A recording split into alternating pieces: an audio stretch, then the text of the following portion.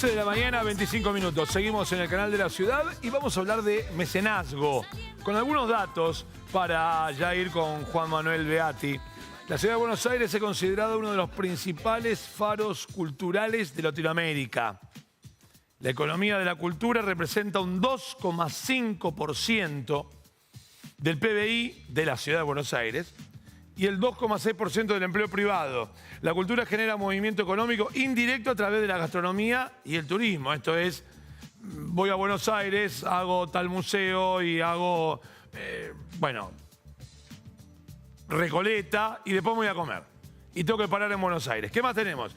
El mecenazgo promueve estos vínculos y facilita el financiamiento de la devolución cultural a nivel nacional, nivela desbalances entre el centro del país y las provincias. ¿Qué más? ¿Qué otro dato tenemos? Del libro.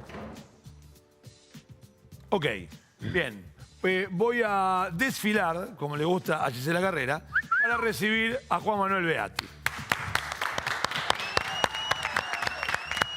Onda, Juan Manuel, gracias. No, gracias a ustedes, venir, Nacho. Gracias por invitarme.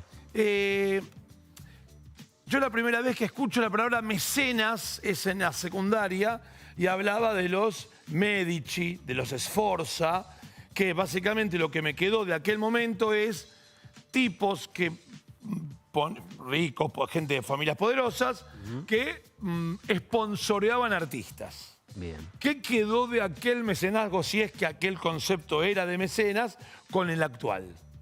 Queda, por supuesto, que hay mucha gente que todavía tiene posibilidades y colabora con artistas o con producciones culturales. Incluso eso que vos estás contando también viene de mucho antes. De hecho, a ellos les decían mecenas por Signio Cayo Mecenas, que fue un gran colaborador de Augusto César y que pasó a la historia justamente por ser un gran promotor de la cultura. Entonces, por eso ellos después le llamaron mecenas, por Cayo Mecenas.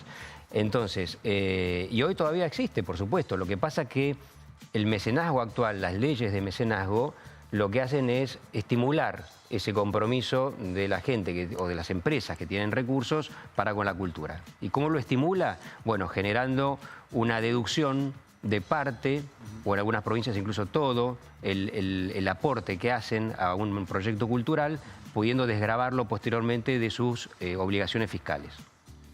¿El mecenazgo sobre artistas particulares sigue existiendo? ¿Se trata de, que sea a un lugar y que ese lugar vea de un abanico de artistas? Sí, sí, por supuesto.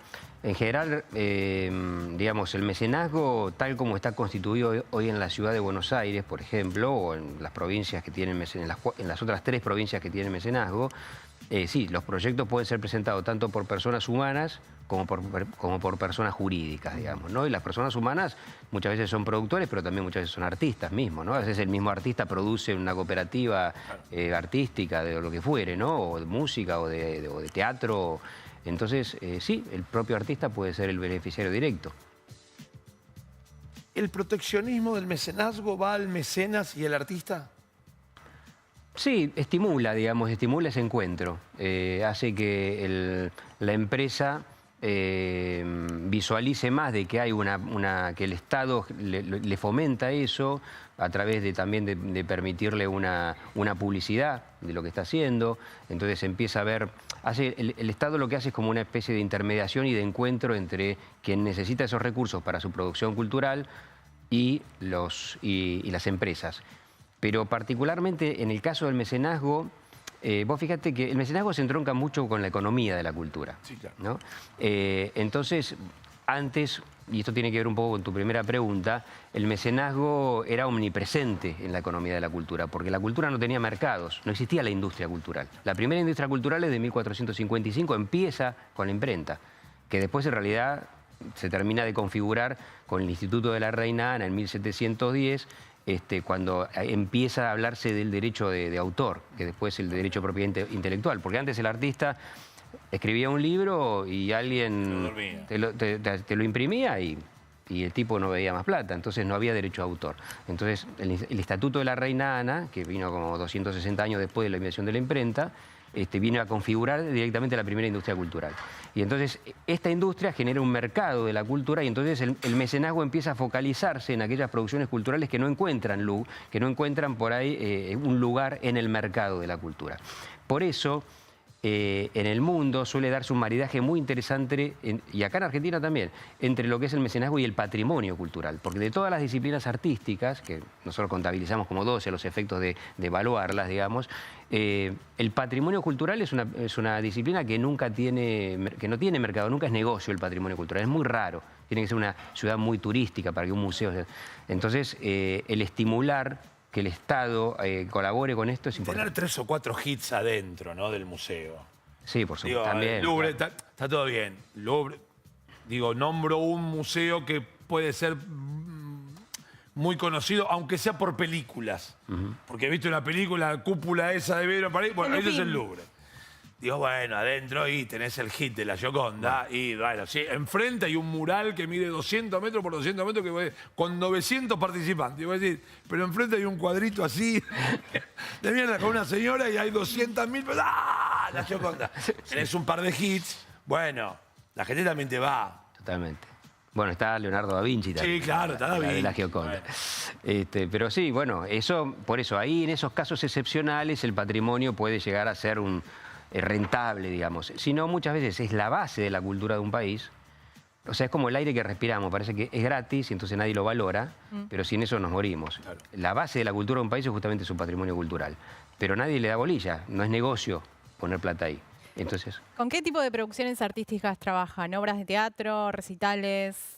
¿Y qué características deberían tener para poder sumarse a este proyecto? Sí, cuando te decía de las 12 disciplinas, estamos hablando de música popular, de música académica, de teatro, de danza, de artes visuales, artes audiovisuales, todo lo que todas las ramas de las disciplinas artísticas. Fundamentalmente tiene que cumplir con dos, criterios de evaluación que son muy importantes. Uno, que tenga un impacto social positivo, y relevante también, relevante y relevante, no irrelevante. Y por otro lado también que tenga una calidad artística. Son esas dos, digamos, los dos criterios más importantes que los evaluadores a la hora de mirar un proyecto focalizan. Después está también que tenga continuidad en el tiempo, que tenga, una serie de cosas que también suman algunos puntitos, pero lo que no pueden faltar son estas dos cosas. Hay proyectos que lo requieren más, proyectos que lo requieren menos. Por ejemplo, si estamos hablando de un proyecto cultural de artes visuales en las escuelas, bueno, por ahí no vas a focalizar en la técnica artística 100%, digamos. Pero ¿no? sí en el impacto. Sí en el impacto social, exactamente. Y Juan Manuel, te quería preguntar, hablabas de beneficios impositivos o beneficios fiscales para las empresas que forman parte de este proyecto de mecenazgo. ¿Cuánto de la cultura estaría en riesgo sin este incentivo y sin esta pata del sector privado? Yo creo que fundamentalmente lo que está en riesgo en todo el país es nuestro patrimonio cultural. Ese vive en riesgo. Vos recorres las ciudades del país, no quiero mencionar ninguna porque sería injusto, porque está todo así. Hasta en Buenos Aires tenemos algunos problemitas en ese sentido. Cosas que quedan por hacer, y eso que tenemos ley de mecenazgo, que tenemos una cultura muy pujante, que somos una ciudad muy turística. Así que sí, el patrimonio cultural es lo que... Y eso es lo que una ley de mecenazgo viene a... No te digo que lo va a solucionar completamente, porque no hay soluciones mágicas, pero sí achica esa brecha, digamos, ¿no? Y después la cultura es una manifestación que surge y que sale del espíritu y del corazón de la gente. Yo no creo que pueda estar en riesgo, sino se va a manifestar de distintas maneras, ¿no? Salvo que estemos hablando de una guerra, de unas situaciones como las que estamos viendo a lo largo del mundo, bueno, ahí está todo en riesgo, ¿no? ¿Hay un contrato entre el mecenas y el artista? ¿Se firma? Sí, hay, no digo un contrato de... Lo damos la mano. Sí. Se firma un papel. Nosotros recomendamos que lo haya. De hecho, incluso sugerimos un modelo. en la ciudad, ¿no? Estamos hablando de dos experiencias distintas, ¿no? Pero ahora voy a eso. Y ahí sí lo recomendamos porque lo que está escrito es más fácil después de que no haya inconvenientes, ¿no? Igualmente, nunca hemos tenido problemas en ese sentido, pero sí, el contrato más que nada a lo que tendría que abocarse es a establecer bien de qué manera el patrocinador relaciona su imagen con el producto cultural. Que ahí es donde también se genera la otra pata. Y, a ver, y voy a este mecenazgo. En el caso de decir, no, me gusta cómo canta este coro. No me quiero que digan, Nacho. No. Yo aporto y no quiero que la obra me incluya o haga una publicidad ni siquiera que en el cuaderno, en el libro, en el programa aparezca Nacho Entertainment. Perfecto. No quiero. No hay problema. Existe totalmente, sí. No es obligación. No, claro, no es. Digo, en estos 10 años, algún artista que se niegue a decir, no, yo el mecenazgo de esta persona no lo quiero. Porque el artista también en algún momento dice, no, mi obra, no. Podría pasar. Hay una cuestión del arte. Yo entiendo el tema de la cultura y demás.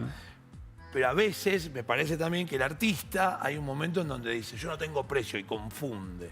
Sí, bueno, no, en ese caso difícilmente se presente un proyecto a mecenazgo, porque tiene otras líneas de financiamiento, a veces, o directamente es autogestivo en ese proyecto en particular, porque bueno, esto cambia, hay artistas que son autogestivos en unos proyectos, en otros necesitan una mano, pero bueno, como te decía antes, esto es muy abierto, esto se puede optar, no habría ningún problema. Lo que sí es importante distinguir que ahora, que este libro que estamos presentando, que es Mecenazgo, se llama Hacia una ley nacional, está hecho en base no tanto a la experiencia, está hecho también en base a la experiencia de la Ciudad de Buenos Aires, pero también hicimos un recorrido durante 2 años en Nación, digamos, ¿no? En donde tratamos de promover por primera vez, digamos, ya con un conocimiento fuerte, porque también estuvo la famosa ley Brandoni, que después fue vetada, que nunca llegó a ser ley, porque una ley tiene que ser promulgada para ser ley en realidad, pero bueno, se llama así. El segundo intento, ya con un conocimiento fuerte y una experiencia interesante que veníamos llevando de ciudad, se hizo en ese año, entre los años 2016 y 2018. Y este libro recoge esa experiencia, digamos, en donde de alguna manera explicamos digamos, todo el devenir histórico del mecenazgo, esto un poco lo que estuvimos charlando, los números, las cifras a nivel país, los beneficios para el país, las principales discusiones que hemos tenido en el Congreso por las cuales no pudimos sacarla.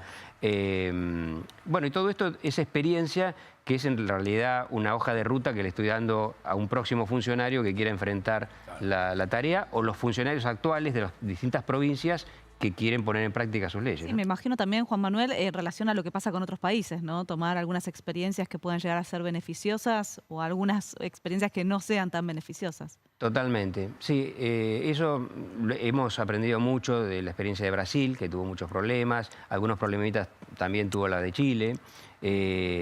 ¿Cómo cuál? ¿Algún problema que lo tengas presente ¿De cuál de las dos? Brasil o Chile? De Brasil particularmente, que por ejemplo no te pone el límite de personas como beneficiarios, el límite de personas jurídicas con fines de lucro. O sea, una empresa puede presentar un proyecto cultural.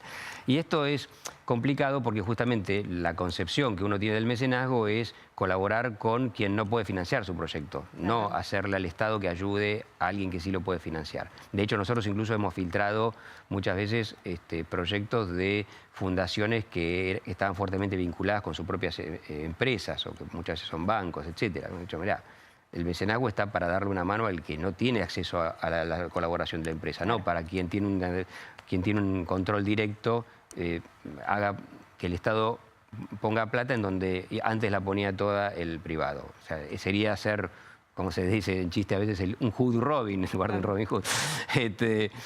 Entonces, y en Brasil ese problema lo tienen y entonces es muy abierto. Otro problema que tienen es que tienen un órgano de evaluación de proyectos muy pequeño, de 13 miembros. Imagínate 13 miembros para... Lo que es Brasil. Claro, para miles de proyectos es imposible evaluarlos. Entonces, en realidad lo que suele hacerse en esos casos no se evalúan los proyectos en cuanto a lo que decíamos antes, con criterios de evaluación culturales o sociales, sino que simplemente si pasan por un filtro legal. Entonces aprobás una cantidad enorme de proyectos. Bueno, y eso es lo que generó que en Brasil tenga muchas críticas, más allá de que tuvo también muchos beneficios esa ley. Juan Manuel, digo, ¿cómo debe ser lo difícil de cómo se estipula el impacto social. Yo te puedo tener un proyecto, digo, mira, esto me parece que puede tener un amplio impacto social. ¿A cuánto tiempo? Digo, ¿cómo se determina eso? Mira, esto podría ser bueno. Impacto social. ¿Cuándo, dónde y cómo? ¿Existe ese número? Sí, a ver, en realidad son criterios de evaluación. ¿Qué significa eso? Significa que en la administración pública siempre hay que decidir cosas. O sea, un artista viene y dice que su proyecto tiene estos beneficios y el Estado puede decirle, sí, coincido con usted, se aprueba, y en otro caso se puede decir, no, mire, lo que usted te dice para nosotros no va a ser así. Entonces, ahí lo que nosotros siempre distinguimos es entre lo que es discrecionalidad y arbitrariedad. O sea, la discrecionalidad es una potestad que tienen quienes tienen competencia para decidir sobre determinadas cosas. Lo que nunca pueden tener es arbitrariedad. ¿Y cuándo se configura la arbitrariedad? Bueno, cuando yo evalúo un proyecto y no te doy una explicación de por qué te lo rechacé. O yo, abogado, te evalúo un proyecto de, no sé, de artes plásticas, y no tengo un currículum que avale que yo tengo las herramientas para evaluar eso. Para evitar, nos juntamos nosotros tres. Entonces hacemos un proyecto cultural que decimos va a tener un amplio impacto en el segmento etario de la primera juventud. Solo porque sé que uno de los... jurados, conceptos evaluatorios es que sea relevante. Entonces yo te tiro una relevancia. Bien. ¿Me entendés? Entonces, Tienes que argumentarlo. Claro. Bueno, por eso es importante la idoneidad. Y por eso 13 miembros, en donde además hay políticos, y hay economistas, y hay empresarios, en esos 13 miembros en Brasil, no se puede evaluar. Ahora, si vos tenés un Consejo de Promoción Cultural o un órgano evaluativo que procura tener representantes de las distintas disciplinas y que esos representantes de las distintas disciplinas son personas consideradas en el medio, bueno, el artista recibe una explicación de por qué su proyecto no fue evaluado y además por una persona que se le reconoce ciertos antecedentes. Y habría una parte más en esto que sería el público, y para que tenga impacto la gente lo tiene que ver. Dentro del proyecto hay algo que diga, bueno, tiene que llegar a la gente, o precios, porque a veces es difícil acceder. Sí, por supuesto. Sí, en general se habla siempre son precios bajos en sentido, o directamente de manera gratuita.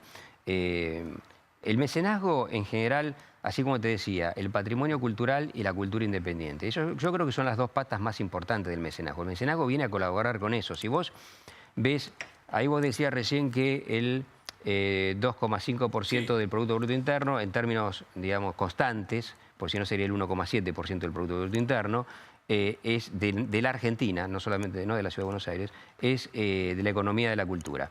Dentro de esa economía de la cultura vos tenés disciplinas que son más rentables que otras. Por ejemplo, entre las más rentables tenés las audiovisuales, el diseño, que son las que directamente impactan en los mercados.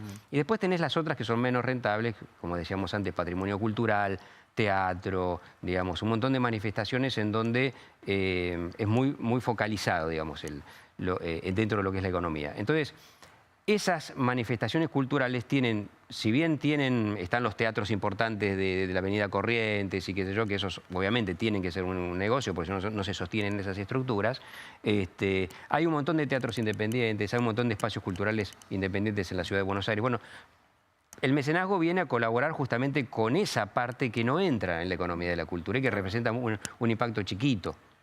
Juan Manuel, ¿cómo se aplica? ¿Hay algún protocolo para la aplicación de presentación de proyecto cultural? Por supuesto. ¿Y dónde se presenta y en qué términos? Bueno, claro, en la Ciudad de Buenos Aires hay una convocatoria anual y se presenta directamente hoy. Bueno, cuando yo trabajaba, estaba a cargo del área, en esa época todavía existía el expediente papel en la Ciudad de Buenos Aires. Entonces nos llenábamos de proyectos y papeles y ya teníamos una habitación llena de proyectos. Y después, pero ahora está el expediente electrónico. Entonces la gente directamente por el TAD, que es trámite a distancia, ¿no? Mete los proyectos y ahí hay todo, te va llevando el sistema. Perfecto. Exactamente. Bien. Estaba pensando también, ¿no? Tienen que tener un peso. Ahora, antes te iba a preguntar por páginas, pero ahora, tienen que tener un peso. Yo te puedo mandar que te lleva 10 días leer el proyecto, tiene que ser algo... ¿Me explico? O sea, Sí. dentro del protocolo, mirá, no puede exceder esto. Exactamente, ahí está eso, sí. Hay, digamos, un punto en donde, bueno... Pero no me zaracés. Escriba. Claro. Esto es no me zaracés. Lo podés explicar en media carilla. Exacto, descríbalo en 15 renglones y se te pone ahí. Y después tenés sí, un lugar donde podés adjuntar documentación, en donde ya podés, sí, por ahí meter, no te digo un libro, pero sí un proyecto bien desarrollado para que se pueda Te leer. quería preguntar, Juan Manuel, por un lado, si hay alguien o un grupo de artistas pueden ser beneficiarios del mecenazgo más de una vez o si hay un límite. Y por otro, me quedó picando algo que decías recién, que bueno, el teatro comercial obviamente, por dar un ejemplo, se sostiene, tiene que ser un negocio, tiene que ser rentable, y en este tipo de proyectos no tanto. ¿Qué sería como si tuviese que ser independiente, serían, por decirlo, un fracaso si no tienen esta ayuda? ¿O cómo se mide eso? Sí, no necesariamente. Digamos, la cultura independiente es muy fuerte con o sin mecenazgo. Pero mecenazgo lo que viene es a darte un avioncito más, una ayuda más. Digamos que, y después en cuanto a lo que vos preguntabas de que si alguien puede ser beneficiario varias veces, sí, puede ser beneficiario muchas veces, pero con la última reforma de la ley de la Ciudad de Buenos Aires, pone la siguiente condición. Si vos presentás un proyecto por primera vez, como persona jurídica, siempre la empresa que colabore con una persona humana, la empresa puede descontar el 100% del aporte que realiza. Ahora, si la presentación está hecha por una persona jurídica que en realidad tiene un tope mucho más alto, ¿no es cierto?, que puede solicitar de financiamiento, la primera vez la empresa que colabora con ese proyecto puede descontar el 70% del aporte que hace. Al año siguiente, si esa misma persona jurídica presenta un proyecto, la empresa que colabora puede descontar un 60% y así hasta el 50%. Creo que arranca, en el 80 y termina en el 50. Y ya después el 50 es constante, 50 y 50. Pero sí, no hay límite, podés presentar. Lo que sí, otro límite que se ha puesto es que es un proyecto por año. No más de un proyecto por beneficiario por año. Juan Manuel, ¿el artista devuelve la plata? No. No. El artista nunca devuelve, por más que después explota. Sí. Después explota. No importa cantante lírica o lírico, bailarín, pintor, artista plástico. Después la rompe. El tipo se limpia los mocos y el papel tisú cuesta 5 palos. Sí. En algún momento Sí. ocurre que el artista después le dice al mecenas, mirá, ahora tomemos el mismo champán. Yo pasa que lo tomo desde ahora y vos lo venís tomando.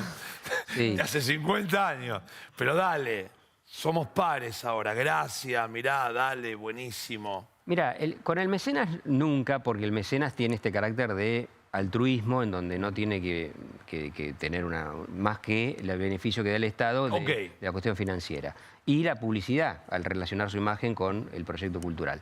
Pero sería raro que suceda lo que vos decís, porque justamente cuando se evalúa un proyecto también se ve eso. O sea, si nuestro amigo y admirado Carlos Rottenberg, que es un gran empresario de la cultura y del teatro, querido por creo que todos, mañana presenta un proyecto, bueno, muy probable, nunca lo va a presentar, porque yo lo conozco como pero supongamos que no fuese él, que sea una persona sin escrúpulos, que no es el caso de él, por supuesto. Bueno, seguramente van a ver, no, pero esto es un negocio, ¿no? O sea, eso no se puede financiar con mecenazgo. Ahora, nosotros en el proyecto de ley nacional, que esto lo tenemos descrito acá, generamos una situación ahí. Entonces, ¿qué pasa si un empresario cultural quiere correr riesgo con una producción? Y pasa esto que vos decís, corre un riesgo importante, o sea, toma una producción alto riesgo, pero después le sale 10 puntos y hace un negocio. Entonces, qué lástima que no lo pudimos ayudar cuando era de tanto riesgo, pero también qué pena si hace semejante negocio y nosotros quedamos ahí mal financiando lo que no tendríamos que haber financiado. Entonces, generamos incluso en el proyecto de ley una cláusula en donde estaba la posibilidad de que un empresario cultural pueda presentar su proyecto, pero a través de una ONG que lo represente. Entonces, y que iba asociado con esa ONG. Asociado ¿en qué sentido? En que si la producción valía 100 y obtenía mecenazgo por 50, bueno, en ese 50 iba asociado con la ONG. Es decir, que una vez que cubriera sus costos, auditado por la propia ONG, bueno, empezaba a repartir 50 y Ahí 50 está. con esa ONG. ¿Entendés? Por eso, yo ahora... Muy bien, muy bien. Escuchame, tengo visiones... Préstame el libro que lo quiero mostrar. Sí. Préstame el libro que lo quiero Es para vos, ¿eh? ¿en serio? Va dedicado, Vamos. va dedicado, sí, sí. Muchas gracias. Mirá, acá lo tenés, el libro. Mecenazgo hacia una ley nacional. Juan Manuel, muchísimas gracias. No, gracias a vos, Nacho. Muchas gracias. Vamos a un corte.